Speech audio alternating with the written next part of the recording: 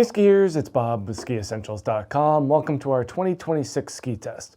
We got a Stockli Stormrider 88 for you today, and while this ski shares the name with the ski that it's always been, we do get a new construction and shape all from the ground up. So totally new Stormrider 88 for this year, and just a wonderful all-mountain ski, incredibly smooth, quiet, lots of energy out of the tail, and a few new little wrinkles to it that make it a little bit more engaging in an off-piste format as well. But basically anyone who's been on a Stockli and a Stormrider specifically knows just how quiet they are. It's not that they outperform other skis in this range, they just do it at a lower volume level. So what you're paying for with this premium level ski is that silence. And it's one of those things that you don't really realize until you get on it. And then there's kind of this aha moment that you're really on a premium product here that has focused solely on delivering a top level of performance at a minimum level of sound. And that's really the interesting thing about these Stocklis. But from a construction perspective, we are still built with a blend of poplar and beech and paulownia here. So mixing 3 different levels of woods in order to create a specific flex. They are a little bit softer in the tip and in the tail for this year, but it doesn't really take away from the top end performance. I don't think that anyone was really getting into a Stormrider 88 for a real stiff flex. You really want to be able to access the side cut and get that full carve out of this ski. So there's no need for that to be, you know, a top priority. That said, I don't think that many people would find this an extremely soft tail. I think that there's more of a flexible nature in the shovel, and especially at the very end here. That's where we're seeing kind of most of the flex is just from the last 15 centimeters or so.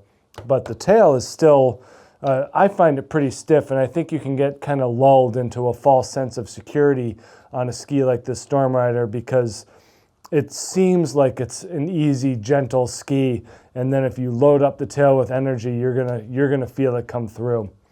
They've always done a great job at incorporating the use of rubber dust sprinkled into any of the epoxy layers.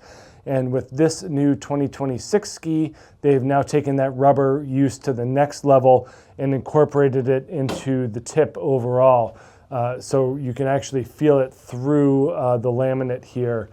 So incorporating more rubber into the tip, and that's going to even further reduce the amount of noise that these skis make, which is pretty impressive given their low din already. This is the 184 here, and we are on the scale at 1,845 grams. So for having 2 sheets of metal and a pretty sturdy wood core, we're south of 2,000 grams. That makes this one of the lighter skis that has 2 sheets of metal. Just, you know, as a nod to Stockli's commitment to making things still really fun and maneuverable. Shape-wise, it is more of a traditional shape. There's not a ton in terms of rocker. We kind of poke fun at Stockli for calling these skis, you know, rockered and tapered, but they're really not. There is some tip rocker, definitely a new tip shape overall. That's kind of a highlighting characteristic of the difference here. That's going to make for easier turn initiation and more gradual flex. But you know, overall, not a heavily rockered or dramatic ski, camber underfoot. But yeah, not a whole lot of rocker for what they're calling increased rocker for this year. Again, just kind of highlighting Stockli's commitment to making very, very smooth on-trail focused skis. And then in the tail, it's more of just a kick out at the end, not gradual rocker so much. And then as we see in pretty much every Stockli, a flatter tail, but it is more free ride inspired than it has been before, more similar to what we see in the 102 that is now filtered into the 88 rather fully.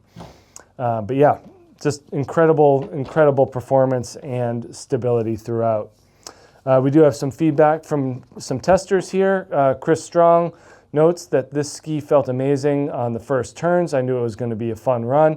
I would suggest this ski for mostly trail skiing. At 88 in the waist, the ski pounds out great carves, handles high speed well, and has enough mass to bust through the piles of soft snow on the sides of the trail.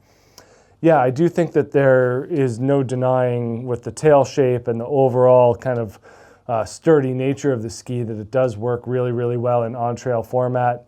It is versatile enough. I don't think that versatility is really a highlight here, but it does carve just so well that it kind of makes you forget that there's more things than on-trail skiing. But yeah, that's it. That's the new Stockli Stormrider 88. Make sure you check out this beautiful new ski here at SkiEssentials.com, and we'll see you out there on the hill. Bye.